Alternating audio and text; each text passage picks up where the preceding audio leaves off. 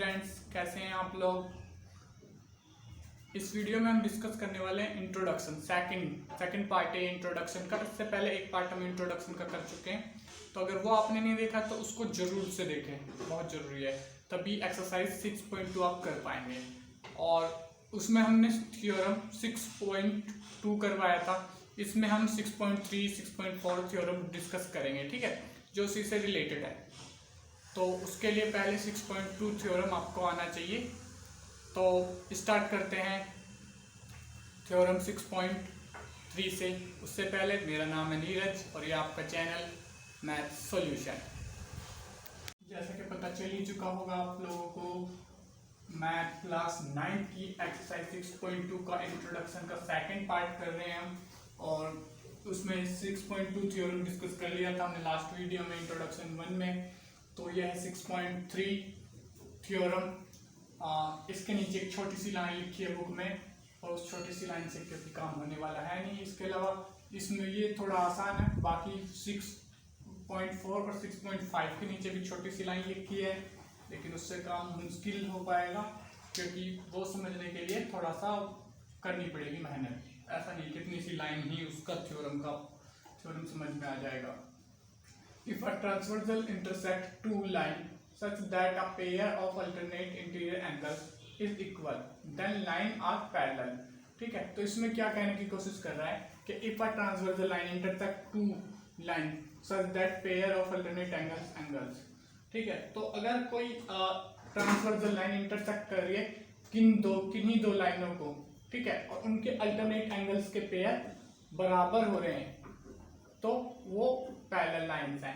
ठीक है, तो इसको सोल्व करेंगे। तो स्टार्ट करते हैं।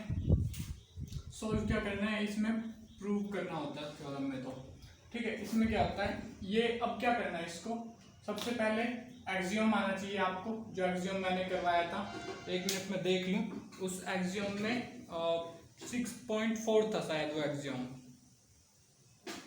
हाँ, एक्सियम 6.4 था। ठीक है, तो एक्सियम 6.4 में मैंने क्या करवाया था कि अगर क्रॉसपोंडिंग एंगल्स बराबर होते हैं तो लाइन पैरेलल होती हैं। ठीक है, मैंने क्या करवाया था, क्रॉसपोंडिंग लाइन अगर बराबर होते हैं तो लाइन वो पैरेलल होती है। तो पहले लाइन बना लेते हैं। अभी ये मान के चल रहे हैं कि ये पैरेलल है या नहीं है, हमको पता नहीं है। ठीक है, इनके अल्टरनेट एंगल कौन से हो जाएंगे, अल्टरनेट एंगल। पहले एंगल के नाम डाल लेते हैं और देखते हैं इनके अल्टरनेट एंगल।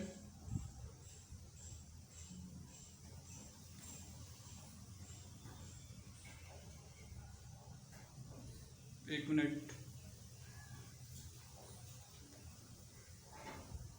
तो अल्टरनेट एंगल यानी कि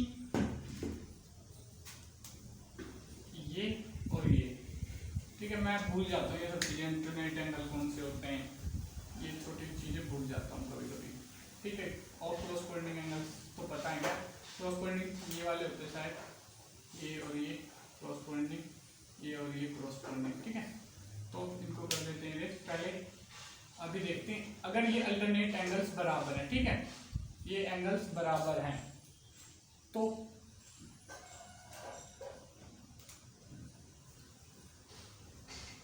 ये देखो यहाँ पे लिख सकते हो इसके प्रूवेंस में, if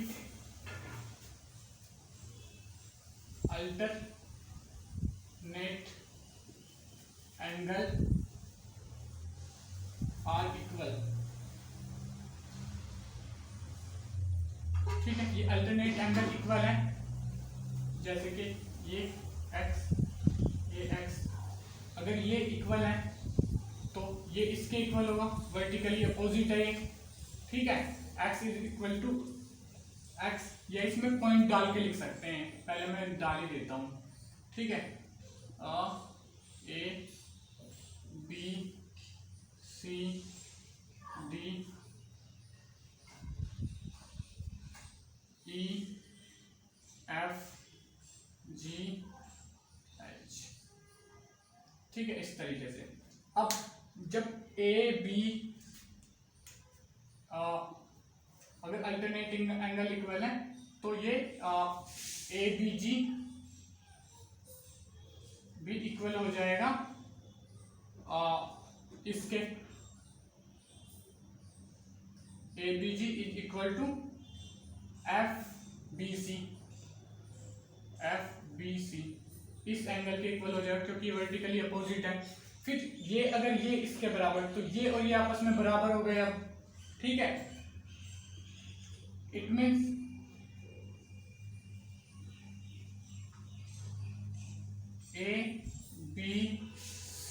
ABG is equal to BCH। अब जब ये एंड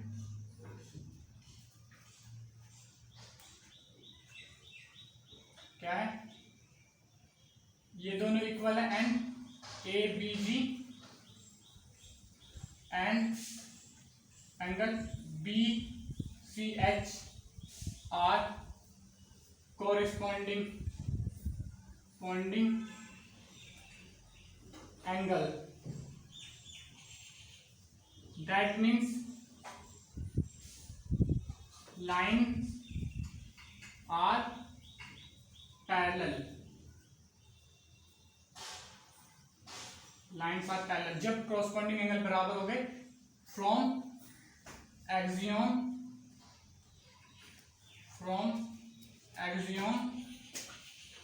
6.4 एक्सियम देख सकते हैं इसके लिए।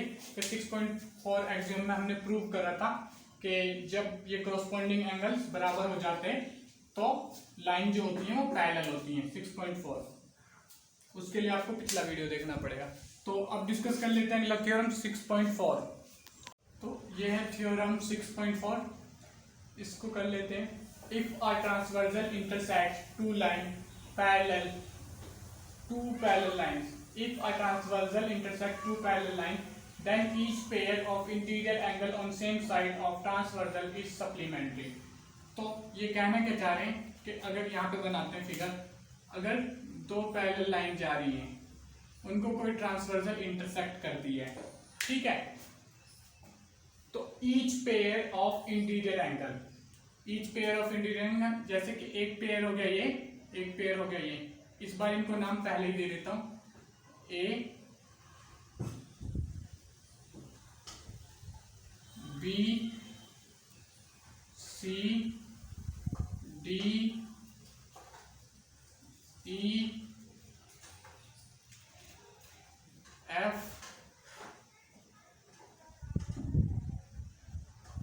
और इनको दे देता हूं X Y पॉइंट्स को, ठीक है। ये दोनों एंगल सप्लीमेंट्री होंगे एक दूसरे के और ये एंगल भी सप्लीमेंट्री होंगे एक दूसरे के। ये दोनों सेम साइड है, ये दोनों सेम साइड है, ये हमें प्रूफ करना है इसमें, ठीक है। तो इसके लिए हमें क्या करना पड़ेगा, तो सबसे पहले क्या करना है, हमें थ्योरम 6.2 आना चाहिए, थ्योरम 6.2। तो अगर उससे देखें या फिर ऐसे कर सकते हैं कि अब यहां से देखें ये एंगल, इसको प्रूव करना है तो एंगल, एक मिनट, अगर नहीं भी आता है तो एंगल AXY प्लस एंगल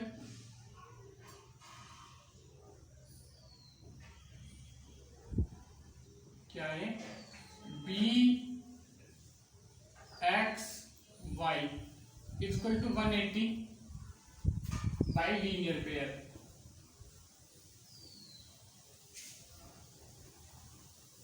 ठीक है। उसके बाद ये दोनों बराबर है, ठीक है। तो इसको अगर इधर ले जाएं तो AXY equal to 180 minus BXY, ठीक है। अब AXY equal to 180 minus BXY और ये क्या है BXY, ठीक है, ये BXY। तो इसको एक काम करता हूँ, मैं एक्स सिलेक्ट कर लेता हूँ, उससे आसानी होगी, उससे फिर मेरे को ये एक्स नहीं लेट कर सकते हैं वो, चलो छोड़ो ऐसे ही कर लेते हैं। ठीक है, ये 180 माइनस बी एक्स वाई, इस एंगल से 180 माइनस हो जाएगा। ठीक है, क्योंकि ये ट्रांसवर्सल है। उसके बाद क्या करना है, ये दोनों लीनियर पेयर हैं तो ये दोनों 180 के होंगे। अब क्या करना है, ये एंगल कितने का आ गया हमारे पास, 180 माइनस ये एंगल। ठीक है, अब इसका वर्टिकली जो एंगल होगा, वर्टिकली एंगल जो होगा यानी कि ये एंगल भी उतना ही होगा, इतना। ठीक है, या यहां से डायरेक्ट इसको लीनियर पेयर बना सकते हो आप।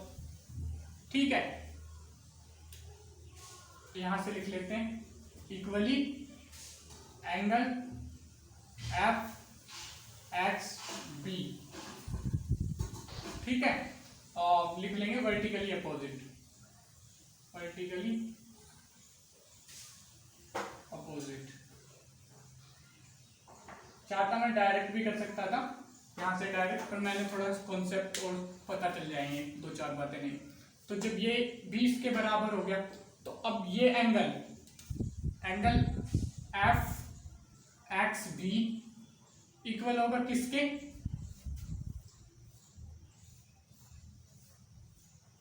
एफ एक्स बी इक्वल होगा किसके, इस एंगल के, यहां से ले लो, इस एंगल के इक्वल होगा, इस एंगल के, ये वाला एंगल इक्वल होगा इस वाले एंगल के। और ये एंगल क्या है, एफ वाई डी, इस एंगल के। और ये एंगल किसके इक्वल है, 180 minus angle B X Y. तो ये एंगल भी क्या हो जाएगा, F Y D, angle F Y D is equal to 180 minus B X Y. ठीक है, ये एंगल है बी एक्स वाई। अब इन दोनों एंगल को प्लस करके देखते हैं कि ये सप्लीमेंट्री हो रहे हैं कि नहीं। अब मैंने इसके टर्म में इसको निकाल लिया है, तो उसके बाद ये एंगल क्या है, angle B X Y plus 180 degree minus angle B X Y is equal to, अब यहां पे ब्रैकेट खोलेंगे तो इससे ये कट जाएगा, equal to 180 degree is equal to 180 degree आ जाएगा। ठीक है, 180 डिग्री 180 डिग्री बच जाएगा। ठीक है, तो ये कट के 180 डिग्री बचेगा। अब ये दोनों एंगल प्लस होके 180 आ रहे हैं। ठीक है, ये एंगल प्लस होके 180 आ रहे हैं, यहाँ पे आंसर आ जाएगा ना 180। तो ये एंगल प्लस होके अगर 180 आ रहे हैं तो ये क्या है, सप्लीमेंट्री एंगल। सप्लीमेंट्री एंगल किनको कहते हैं, कहाँ पे, सप्लीमेंट्री एंगल। वैसे मैंने बताया है स्टार्टिंग के वीडियोस में, फिर दोबारा बताऊं, सप्लीमेंट्री एंगल्स आर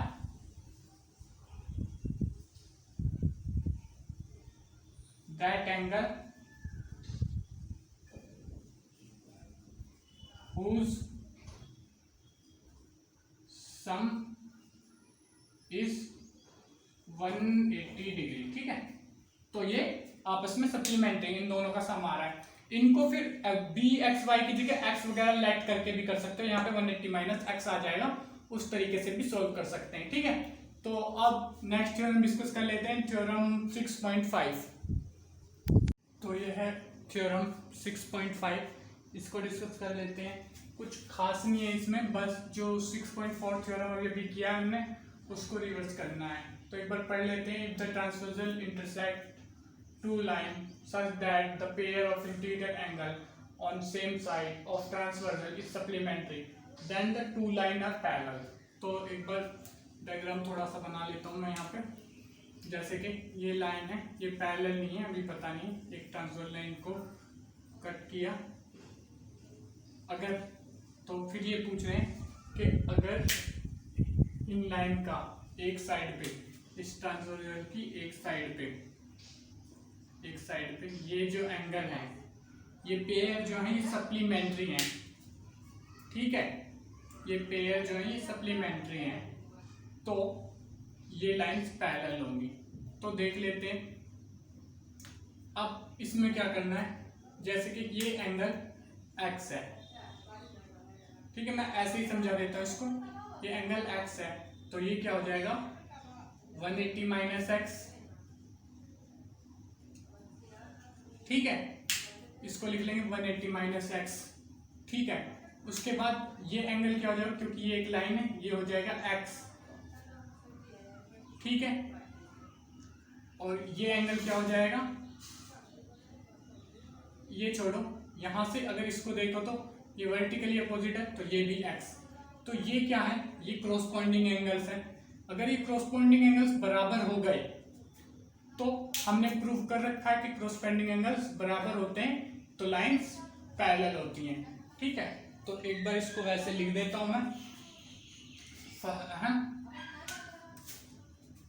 तो लेट सम नहीं एनी इंटीरियर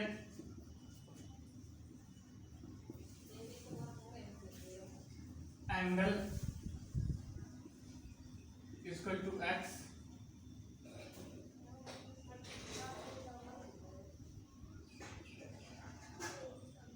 then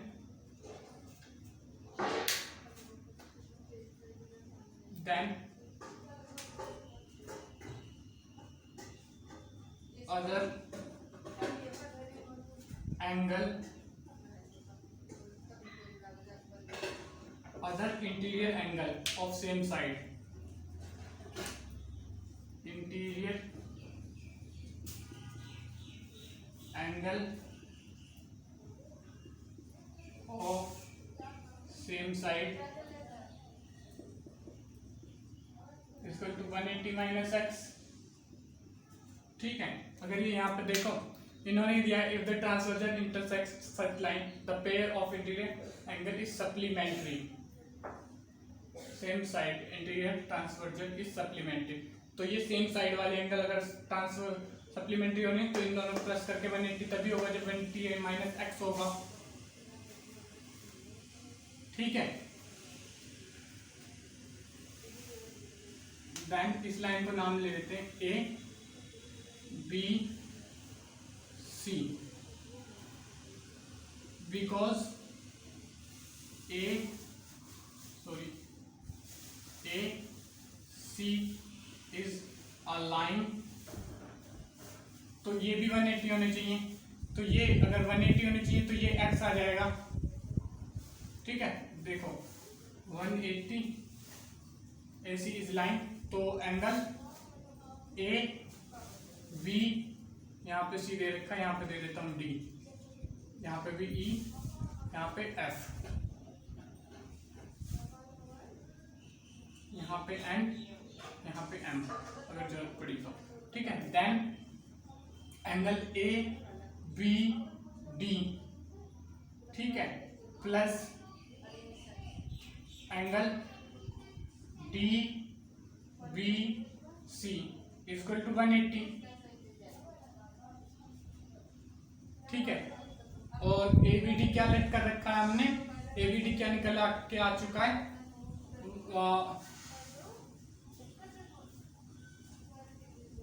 ए बी डी हमने निकाल रखा है ये 180 माइनस एक्स, तो इसको 180 माइनस एक्स कर लेंगे, प्लस ये डी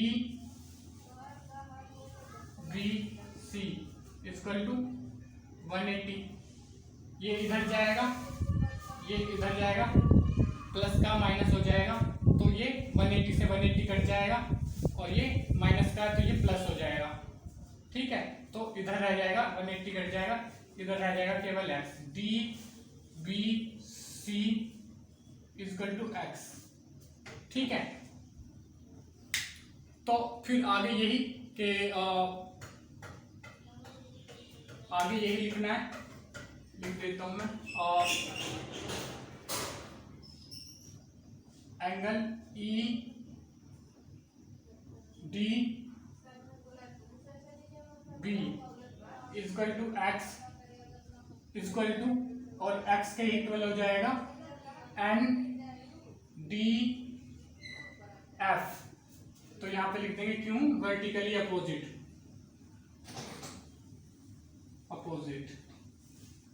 ठीक है, वर्टिकली अपोजिट, ये एंगल वर्टिकली अपोजिट, ठीक है। ये भी एक्स हो गया, और कौन सा एक्स लिया है हमने,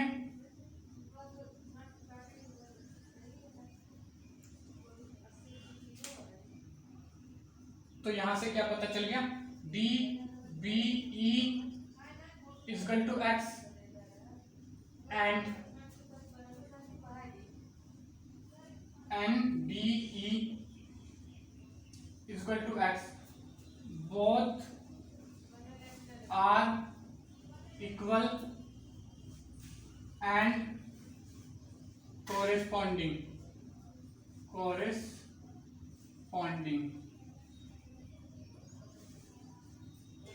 so line are parallel by the theorem 6.2 है, 6.3 ये ध्यान नहीं, मैं 6.3 लिख रहा हूँ, ठीक है। 6.3 में प्रूफ कर रहा था ये या नहीं, ध्यान नहीं मुझे, कि corresponding एंगल अगर हो इक्वल तो लाइन पैरेलल होती है, ठीक है। मैंने 6.3 लिख दिया, ठीक है। अब एक छोटा सा कंसेप्ट और डिस्कस कर लेते हैं, उसके बाद वीडियो को ओवर करते हैं। तो डिस्कस कर लेते हैं lines parallel to same lines, ठीक है। इसमें क्या होता है, जैसे कि मान लो ये दो लाइन, इसको नाम दे देता हूँ ए पी, और ये है दूसरी लाइन सी डी, ये एक पैरेलल लाइंस है। तो अगर मैं कोई तीसरी लाइन खींचता हूं जो पैरेलल है सी डी के, ई एफ, तो ये पैरेलल होगी ए बी के भी, ठीक है, ये पैरेलल होगी ए बी के भी। अभी लिख दूंगा, तो ये लिख ही देता हूं, if A B is parallel to C D and C D is parallel to E F, it implies that AB is parallel to EF। तो ये जरूरी है कि AB EF के पैरेलल होगी, ठीक है। उसके अलावा अगर इनमें से कोई ट्रांसवर्सल जा रही है ऐसे तीनों लाइन से, लेट इसको कुछ नाम दे देते हैं, क्या दें, X, इसको Y, ये दे देते हैं। तो इनके जो एंगल बनेंगे, ये एंगल 1, इनको नाम दे देता हूँ 1 2 3, इधर दे देता हूँ 4 5 6, ठीक है, इनको नाम दे देता हूँ। तो ये angle 1 is equal to angle 2 is equal to angle 3 and angle 4 is equal to angle 5 equal to angle 6। ये क्योंकि कोरोस्पोंडिंग एंगल है, कोरोस्पोंडिंग से ये इसका कोरोस्पोंडिंग, तो ये इसके इक्वल, फिर ये वाला कोरोस्पोंडिंग इसके, तो ये इक्वल, तो पैरेलल तो दोनों हैं ही। तो इस तरीके से ये सारी प्रॉपर्टी फॉलो करेंगे, ये सारे एंगल आपस में जो प्रॉपर्टी फॉलो मतलब करती हैं पैरेलल लाइंस वाले ट्रांसवर्सल, ठीक है। तो ये सारे, ये बराबर, उसके बाद ये इसके बराबर हो जाएगा वर्टिकली, तो ये बराबर, ठीक है। तो अल्टरनेटिव भी बराबर हो जाएंगे इस तरीके से, और उसके अलावा इंटीरियर एंगल सप्लीमेंट्री बन जाएंगे, क्योंकि यहाँ से देखो ये बराबर, तो ये वाला इसके बराबर, तो ये एंगल इसके बराबर हो जाएगा, क्योंकि ये बराबर है वर्टिकली अपोजिट, ये इसके बराबर, तो ये इसके बराबर, और ये दोनों 180 के होंगे क्योंकि ये लाइन 180 की है, ठीक है। इसी के साथ इस वीडियो को करते हैं ओवर, और नेक्स्ट वीडियो में हम डिस्कस करेंगे इसके थ्योरम्स वगैरह जो रह गए। एक थ्योरम रह गया 6.6 शायद, और कुछ एग्जांपल डिस्कस करेंगे। इंट्रोडक्शन यहीं पे ओवर है, इंट्रोडक्शन में कुछ नहीं है, आगे एग्जांपल रह गए हैं, ठीक है। उसके बाद एग्जांपल करने के बाद ही डिस्कस करेंगे एक्सरसाइज 6.2। थैंक यू, और थैंक यू। इसके अलावा वीडियो को लाइक करें अगर आपको समझ में आया हो चैनल को सब्सक्राइब करें ताकि आपको अगली वीडियो की नोटिफिकेशन मिल पाए, और शेयर करें अपने फ्रेंड्स के साथ ताकि उनकी हेल्प हो पाए। Thank you once again.